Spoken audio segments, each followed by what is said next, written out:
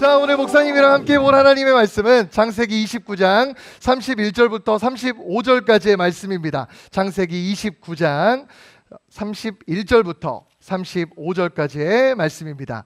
목사님과 함께 하나님의 말씀을 보도록 하겠습니다. 우리 같이 목사님이 한 절 읽고 우리 친구들 한 절 읽고 이렇게 같이 읽고 마지막 절은 다 같이 읽어보도록 할게요. 목사님 31절 먼저 읽을게요. 여호와께서 레아가 사랑받지 못함을 보시고 그의 태를 여셨으나 라헬은 자녀가 없었더라. 레아가 임신하여 아들을 낳고 그 이름을 르우벤이라 하여 이르되 여호와께서 나의 괴로움을 돌보셨으니 이제는 내 남편이 나를 사랑하리로다 하였더라. 그가 다시 임신하여 아들을 낳고 이르되 여호와께서 내가 사랑받지 못함을 들으셨으므로 내게 이 아들도 주셨다 하고 그의 이름을 시므온이라 하였으며.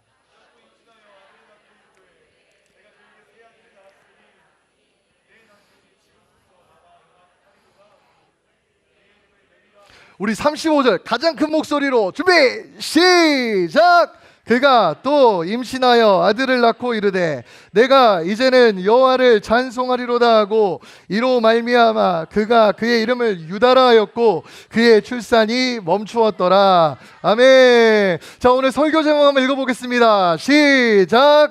호박에 줄 긋는다고 수박되나? 자, 여러분, 이 말이 무슨 말이냐면 한마디로 말하면 안 되는 건 안 된다라는 뜻이에요.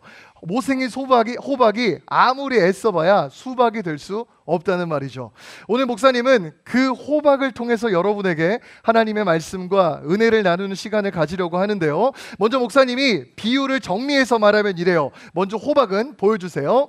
호박은 언니 레아를 말하는 거고, 호박은 누구다? 언니 레아를 말하는 거고, 수박은 누구다? 동생 라헬을 말하는 거다. 다시 한번, 호박은 누구다? 수박은 누구다? 좋아요. 그걸 잘 기억하고 이 비유를 생각하면서 따라오면 될 것 같아.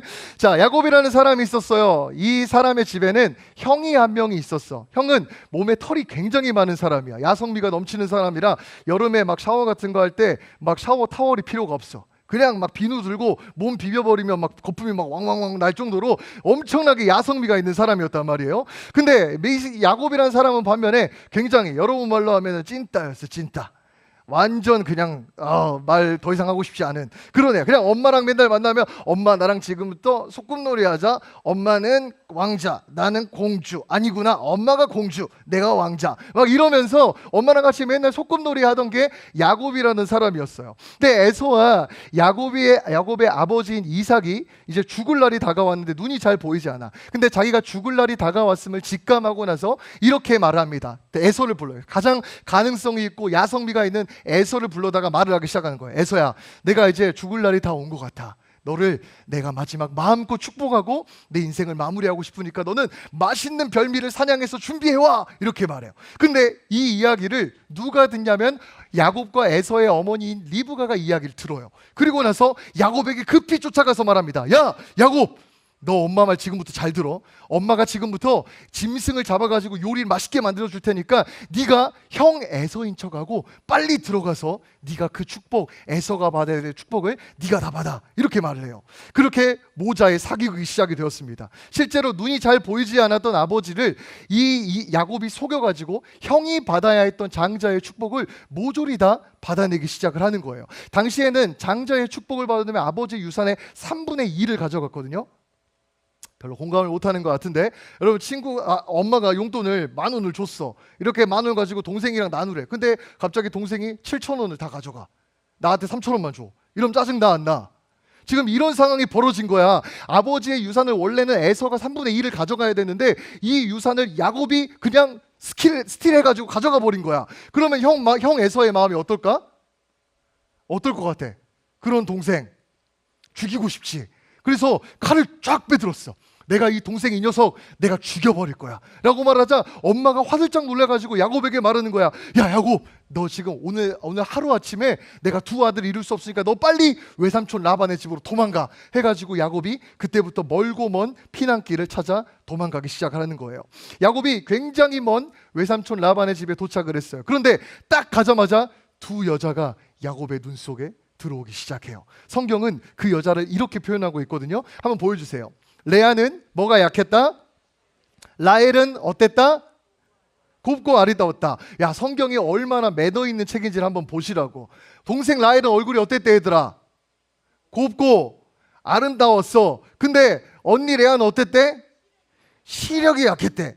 지금 이 두 개가 대조가 원래 돼 안 돼? 원래는 대조가 안 되는 거 말이야. 근데 약간 이런 말이야. 좋아하는 남자애가 있어. 우리 여자애들. 내가 볼 때 중등부 애들도 막 화장하느라 바빠 목사님한테 걸려가지고 화들짝 놀란 애들이 많고, 목사님도 화장하다가 반쪽만 돼가지고 화들짝 놀란 경험들이 많았었는데, 어쨌든 간에 화장을 막 이쁘게 했어. 이쁘게 내가 너무 좋아하는 남자애를 만나러 딱 갔어. 근데 남자애가 딱 나 1시간 동안 화장했는데 날 딱 만나자마자 남자애가 이러고 말하는 거야. 어디 아파? 안색이 안 좋다. 약간 이런 말 하는 거야. 지금 이런 말 하는 것처럼 지금 시력이 안 좋다는 거야. 이게 목사님 상상을 해보니까 시력이 안 좋다는 말이 뭐냐면 당시에 안경이나 렌즈 이런 거 있었을까 없었을까? 이런 게 없었겠지. 그러니까 눈이 안 좋으니까 자꾸 이러고 다녔던 거야. 눈을 이렇게 찡그리고 다니는 거야. 예뻐 보여? 못생겨 보여? 못생겨 보인다네 나와. 자, 어쨌든 이렇게 보인다. 이렇게 보고 다녔다고. 그리고 이렇게 시력이 잘 보이지 않으니까 하는 일마다 자꾸 실수를 하는 거야. 그러니까 사람들이 보기에는 얘가 시력이 나쁘고 얼굴도 못생기고 할 줄 아는 것도 없고 이런 여성이구나 이렇게 생각을 했다라는 거예요.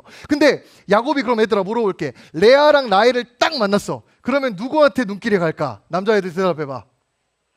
남자애들 무조건 여자애들 이야기 나오면 공부 잘해? 성격 좋아? 부모님 좋아? 이런 거 물어본다 안 물어본다? 제일 먼저 뭐 물어본다? 예뻐? 이런 거 물어보잖아, 그치? 그런 것처럼 야곱도 딱 처음 보니까 레아가 눈에 보일까? 라헬이 눈에 보일까? 라헬이 눈에 보이기 시작하는 거야. 라헬이 이 야곱이 라헬만 보는데 막 심장이 쿵쾅쿵쾅 두근두근 막 거리기 시작을 하는 거지. 그리고 외삼촌 라반이 딱 이렇게 보아하니까 야곱이 맨날 누구 곁을 따라다녀? 라헬 곁을 자꾸 따라다녀. 누구만 쳐다봐? 라헬만 쳐다봐. 누구만 괴롭혀? 남자애들 좋아하면 괴롭힌다 안 괴롭힌다? 남자애들이 자꾸 나를, 어떤 남자애가, 특정 남자애가 나를 자꾸 괴롭힌다. 그럼 걔는 나를 지금 좋아하고 있는 거야. 옆에 있는 여자애들한테 인사해줘. 너는 괴롭힘 당할 일이 없겠다. 그래, 근데 계속 이렇게 막 괴롭히는 거야. 그러니까 외삼촌 라반이 눈치가 되게 빨랐거든. 그래가지고 보면서 이거 뭔가 좀 이상한데? 라고 생각을 하고 이렇게 물어봐요. 야, 야곱, 너 라헬 좋아하지? 남자애들은 단순하다 안 단순하다? 단순하다. 라헬 좋아하지? 이렇게 물어보면은 아닌데, 여자애들은 아닌데? 나 진짜 아니거든? 나 진짜 안 좋아하거든? 이렇게 여자애들은 말해. 근데 남자는 어떨까? 너 좋아하지? 바로 이런다고. 이게 남자애들이란 말이야, 그치? 이게 남자애들 외삼촌 아버지 물어본 거야. 야, 너 라헬 좋아하지? 야곱이 하고 막 웃기 시작을 하는 거지. 그래서 이 라반이 딜을 하기 시작하는 거야. 야, 그러면 네가 진짜 이 라헬 갖고 싶으면 7년 동안 나를 위해 무보수로 일해. 돈을 받지. 군대도 여러분 2년도 안 갔는데 돈을 줍니다. 근데 7년 동안 돈을 받지 않고 일을 하라는 거야. 야곱이 했을까 안 했을까?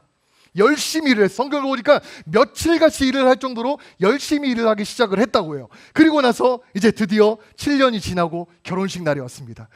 고대 근동에는 결혼식을 일주일 동안 했어. 근데 그 당시에는 물에 석회가 많이 껴있어가지고 사람들이 물을 못 마셨거든. 그래서 그때는 막 포도주 이런 것을 물처럼 마셨을 때예요. 근데 7일 동안 결혼식 하면 사람들이 볼 때마다 야곱 축하한다 막 그러면 마시고, 축하한다 마시고, 축하한다 마시고 하면 일주일 되면 어떻게 될 것 같아? 야곱이 멍멍 막 이러고 다닐 거 아니야, 그치? 그렇게 완전히 지금 취해가지고 어떻게 막 인사불성이 돼 있는 상황이 된 거예요. 그리고 나서 이제 드디어 아내와 첫날 밤을 맞이하게 됐습니다. 7년간 고생한 이 여자 하나를 얻기 위해서라면 이 7년 아깝지 않다라는 마음으로 열심히 일을 했어요. 그리고 나서 결혼을 드디어 했죠. 그리고 첫날 밤을 맞이하고 아침을 맞이했습니다. 커튼을 통해 들어오는 이 따스한 햇살이 너무 야곱이 기분이 좋은 거예요. 야, 7년 동안 고생한 이 사랑하는 여자 드디어 나의 아내가 되었구나. 너무 좋다라고 하고 아직 아내가 자고 있는 걸 보고 아내를 깨우려고 딱 아내 얼굴을 봤는데 침대에서 굴러 떨어져 버린 거야. 왜 떨어졌을까? 라헬이 아니라 누구였어? 레아였던 거야. 그래가지고 야곱이 충격을 너무 많이 받아가지고 뛰어가가지고 외삼촌 라반이 집에 퐁퐁퐁 두드려가지고 문을 푹 차고 들어갑니다. 그러면서 말하는 거예요. 외삼촌, 택배가 잘못 왔습니다. 분명히 저는 수박을 시켰는데 왜 호박이 왔는지 모르겠습니다. 막 이렇게 말하기 시작을 하는 거야. 그러니까 외삼촌 라반이 수가 굉장히 좋은 사람이거든. 이렇게 말하는 거야. 야, 우리 지역에서는 첫째보다 둘째를 먼저 시집 보내는 일은 없어. 네가 둘째 라헬을 갖고 싶다면 나를 위해 7년간 더 무보수로 일을 해줘. 돈을 받지 말고 일을 해줘. 와, 어떻게 이럴 수 있지? 얘들아, 7 더하기 7은 뭐지? 14년을 지금 완전히 그냥 스틸당한 인생을 살아가게 된 거예요. 자, 그렇다면 우리가 이 사실을 호박인 레아의 입장에서 한번 생각을 해보자고요. 레아는 일생에 한 번뿐인 그 결혼을 아버지의 속임수가 없었다면 결혼할 수 없었다라는 사실을 알 때 이 레아의 마음은 어떠했을까요? 자신과 결혼한 남자가 첫날 밤이 지나고 화가 너무나도 많이 나서 외삼촌 라반, 이 레아의 아버지에게 뛰어가서 항의하고 대들고 있는 모습을 볼 때 레아의 마음은 어떠했을까요? 또 수박 같은 라헬을 얻기 위해 14년 동안 일을 하며 라헬과 마침내 결혼하는 날 그 여자를 보면서 너무나도 기뻐하고 행복해하는 야곱을 보는 레아의 마음은 어떠했을까요? 여러분, 레아는 아이를 잘 낳았는데 라헬은 아이를 잘 낳지 못했어요. 그러니까 이 라헬이 경쟁심이 발동해가지고 자기 여종을 야곱의 텐트에 집어넣어가지고 애를 낳게 할 정도로 언니를 견제하고 언니와 경쟁했다고요. 그런 동생을 보고 있는 언니의 마음은 어떠했을까요? 목사님 한번 정리해봤는데요. 한번 보여주실래요? 이 레아의 마음은 아버지의 속임수로 이루어질 수 있는 결혼, 자신과의 결혼을 당황스러워하는 남편, 동생과의 결혼을 행복해하는 남편, 아이를 낳는 문제로 자신을 견제하는 동생. 지금 오타가 2개가 있습니다. 네, 지금 외국 분이 계신 거 아니죠 지금? 네. 어쨌든 얘들아, 이런 지금 레아의 마음이, 지금 이런 마음이 느껴졌을 때 레아의 마음이 어땠냐는 거예요. 여러분, 진짜 레아는요 호박이었어요. 그녀의 인생에서 그 누구도 그녀에게 관심을 가져주는 사람이 없었다고요. 가장 가까운 아버지도 동생도 남편도 그녀를 다 호박으로 여겼어요. 이 절망감은 자기 자신조차도 야, 나 같은 호박 줄 긋는다고 뭐 수박 되겠냐? 라는 마음의 좌절감이 계속 깊어졌어요. 그녀의 자존감은 그냥 땅바닥에 던져져서 그냥 너덜너덜해진 상태가 레아의 마음이었다는 거예요. 근데 여러분, 그거 아세요? 사람들은 이 수박의 달콤함과 또 이 수박의 화려한 줄무늬를 좋아해요. 근데 영양학적으로 보자면요, 이 수박보다 호박이 훨씬 가지고 있는 영양과 힘이 더 크다는 것을 볼 수 있게 돼요. 여러분, 한번 사진 한번 보여주세요. 수박이라는 건요 달콤하고 시원하지만 대부분 수분으로 이루어져 있어요. 그리고 금방 배가 꺼지고, 또 언제 수박은 자주 먹을 수 있죠? 그치, 여름에 보통 자주 먹을 수 있다는 거죠. 근데 호박이라는 건요 비타민 A랑 베타카로틴이 풍부해요. 그래서 몸에 붓기를 빼주고 또 영양소가 풍부하다는 거죠. 그래서 이 호박이라는 건 사실 버릴 데가 없어요. 잎은 쌈으로 먹고, 속은 죽으로 먹고, 씨는 견과류로 먹어요. 그러니까 호박은 버릴 데가 없고 겨울 내내도 저장이 가능하고, 이 겨울 내내 저장할수록 영양가와 이 맛이 더 풍부해지고 풍성해진다라는 거예요. 이 설교 끝나면 호박을 팔 것 같은데, 어쨌든 이 세상 사람들은요 언제나 수박에만 관심이 있어. 달콤하고 화려한 무늬를 가치로 평가하기 때문이죠. 근데 모든 사람들이 관심을 갖지 않는 그 호박을 그처럼 영양가 있게 창조하시고, 그 호박을 가치 있다고 보시며 그 호박을 주목하고 가치 있다고 평가하는 분이 한 분 계셨어요. 그분이 누구일까요? 우리 성경을 한번 보겠습니다. 창세기 29장 31절부터 32절 말씀입니다. 자, 보세요. 여호와께서 보시고 여호와께서 돌보시고 여호와께서 들으셨다라고 성경은 말하고 있죠. 레아는 남이 봐도, 그리고 자기 자신이 봐도 가치 없고 못난 호박 같은 인생이었어요. 그런데 그러한 레아를 유일하게 주목하여 보는 분이 계셨다니까요. 그녀가 사랑받지 못함을 보신 분이 계셨어요. 그녀가 괴로워하는 마음을 돌보시는 분이 계셨어요. 그녀가 주저앉아가지고 슬퍼하고 내 신세는 왜 이거밖에 안 되는 거야? 나는 왜 호박인 거야? 라고 자기의 신세를 한탄하고 눈물을 흘려 주저앉아 있을 때 그 옆에서 같이 주저앉아 그 눈물과 그 기도 소리를 들으시는 분이 계셨다라는 거예요. 그분이 누구입니까? 바로 우리 하나님이시라는 거예요. 바로 사람들은 레아가 실패한 수박이라고 평가했지만 하나님께서는 그녀를 생명을 살리는 호박이라고 평가를 하고 그녀를 가치 있게 보시기 시작하더라는 거예요. 레아가 또한 호박의 이 줄 긋는 과정들 속에서 자신을 향한 하나님의 마음을 어느 순간 점점 발견하게 돼요. 레아가 총 4명의 아들을 낳았거든요. 근데 세 번째 아들을 낳을 때까지 레아의 모습이 어떻고, 그리고 이 아들들을 낳아가면서 레아가 어떠한 모습으로 바뀌는지를 보면 그 모습을 확연하게 볼 수 있는데요. 한번 우리 같이 한번 볼게요. 창세기 29장 32절부터 34절 보세요. 레아가 임신하여 아들을 낳고 그 이름을 루벤이라 했어요. 근데 그 이름을 그렇게 한 이유가 뭐예요? 내 남편이 나를 사랑해줬으면 좋겠어. 이 33절도 보세요. 또 임신해서 아들을 낳았어요. 근데 내가 남편에 대해 사랑받지 못함을 하나님이 들으셨어. 이렇게 말하죠. 또 34절도 보세요. 임신해서 또 아들을 낳아요. 그러니까 어떻게 해요? 이제부터 내 남편이 나랑 연합해 줄 거야. 첫 번째 아들 낳을 때 레아의 마음이 어땠어요? 남편에게 사랑받기만 맞춰져 있는 거예요. 맞죠? 두 번째 아들 낳을 때 어땠어요? 여전히 남편에게 사랑받기에만 마음이 맞춰져 있었다고요. 세 번째 아들을 낳을 때 레아의 마음이 어땠어요? 여전히 남편에게 사랑받았으면 좋겠다. 여전히 남편과 하나가 되었으면 좋겠다. 이거 남편에게만 마음이 온전히 맞춰져 있는 게 레아의 모습이었다라는 거예요. 레아의 관심은 온통 남편이 라헬 말고 레아인 나를 사랑해 줬으면 좋겠다. 자녀를 낳는 것도 그 목적밖에 없었다니까요. 그녀는 철저히 호박에 줄을 긋는 수박이 되고 싶었던 인생이었다는 거예요. 그런데 이랬던 레아가 갑자기 넷째 아들을 낳으면서 완전히 바뀐 모습을 보여주기 시작해요. 한번 보십시오. 다음 절 한번 보여주세요. 35절 같이 한번 읽어볼게요. 시작. 그가 또 임신하여 아들을 낳고 이르되 내가 이제는 여호와를 찬송하리로다 하고 이로 말미암아 그가 그의 이름을 유다라 하였고 그의 출산이 멈추었다. 친구들 여기 한번 잘 봐보세요. 지금 여기서 레아가 마지막 아들을 낳았을 때 남편의 사랑을 갈구하고 집착하는 모습이 있다 없다? 이제 더 이상 그녀에게는 집착하는 모습이 없는 거예요. 셋째 아들을 낳을 때까지는 호박에 즐거워서 수박대로는 노력만 엄청나게 했다니까요. 근데 넷째 아들을 낳으니까 이제 뭐라고 하냐면 이제 여호와를 찬송하리로다. 이렇게 말을 해요. 그러면서 이제 남편에게만 집착되었던 시야와 시선이 하나님을 보기 시작하는 모습으로 바뀌어지기 시작을 하더라는 거예요. 여러분, 이 극적인 변화가 어떻게 나타나게 된 걸까요? 그녀는요, 이 아들들을 낳아가면서 남편의 사랑을 갈구하고 집착하는 시간을 가졌지만 아무리 아들을 낳아도 이 마음에 나라는 호박이 줄을 긋는다고 수박이 되지 않는다는 사실을 그 안에서 자신의 한계를 발견하기 시작한 거예요.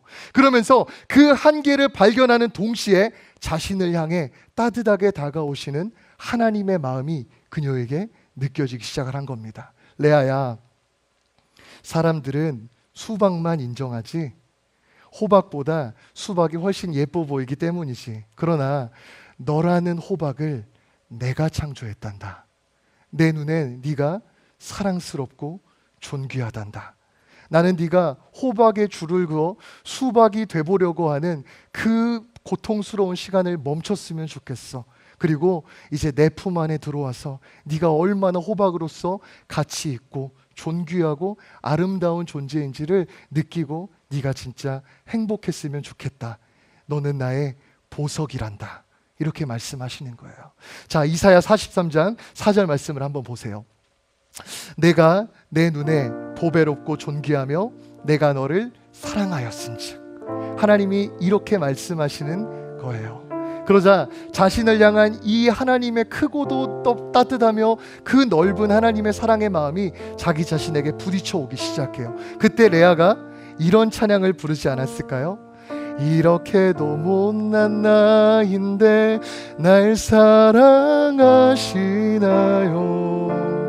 정말 나를 알면서도 사랑하나요? 당신을 참 아프게 하는 날 사랑하시나요? 그런 나를 알면서도 사랑하나요? 한 번 더 해볼게요. 이렇게도 못난 나인데 날 사랑하시나요? 정말 나를 알면서도 사랑하나요? 당신을 참 아프게 하는 날 사랑하시나요? 그런 나를 알면서도 사랑하나요? 이처럼 레아를 보배롭고 존귀하게 여기시는 하나님의 마음이 이 레아에게 부딪히는 순간 그녀의 마음이 고백하는 거예요. 내가 이제는 여호와를 찬송하리로다 라고 말이에요. 이러한 변화를 기점으로 레아로부터 하나님의 놀라운 계획이 그녀의 인생 가운데 성취되기 시작해요. 한 경매장에 아주 낡고 긁힌 바이올린이 올라왔어요. 사람들은 저걸 어떻게 판매할 수 있냐고 비웃었고, 또 사람들은 그것을 뭐 몇 달러밖에 하지 못하지라고 조롱 섞인 야유를 퍼붓기 시작했어요. 그때 어떤 한 노신사가 나오더니 그 바이올린의 먼지를 수건으로 닦기 시작했어요. 그리고 아름다운 연주를 하기 시작합니다. 그 경매장에는 마치 천상의 소리가 울려 퍼지는 것처럼 막 연주가 시작되기 시작했어요. 사람들은 감격했고 일어나 박수를 치기 시작했어요. 그리고 그 바이올린의 가치는 수만 달러에 육박하는 정도로 놀라운 경매가 이루어지기 시작했습니다. 여러분, 마찬가지로 겉으로 못생겨 보이는 이 호박이 하나님이라는 요리사의 손에 들려지자 건강하고 사람을 살리는 음식으로 만들어지기 시작을 한 거예요. 여러분, 레아가 낳은 아들 중에 레위라는 아들이 있거든요. 그 레위라는 아들을 통해서 누가 등장한 줄 아세요? 이스라엘을 구원할 모세라는 지도자가 등장해요. 레아가 낳은 유다라는 아들이 있어요. 이 아들을 통해 누가 등장한 줄 아세요? 이스라엘을 가장 빛나게 만든 다윗이라는 왕이 등장해요. 그리고 이 레아를 통해, 이 유다를 통해, 레아가 낳은 유다를 통해 누가 궁극에 등장한 줄 아세요? 온 세상을 살리고 구원할 우리 주 예수 그리스도가 레아를 통하여 등장하기 시작을 했다라는 거예요. 자신의 아버지와 남편과 동생에게도 호박 취급을 받던 레아라는 인생이 하나님이라는 요리사의 손에 들려지자 그 음식을 통해 이스라엘이 살게 되었어요.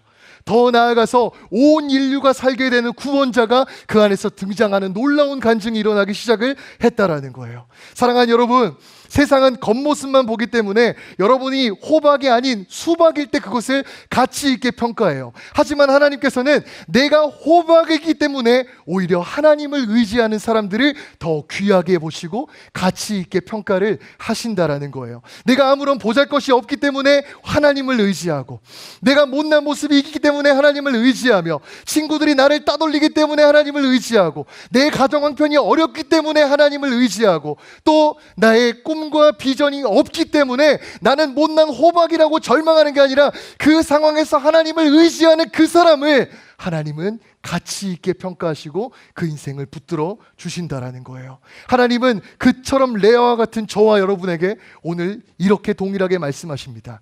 내 눈에는 네가 보배롭고 존귀하단다.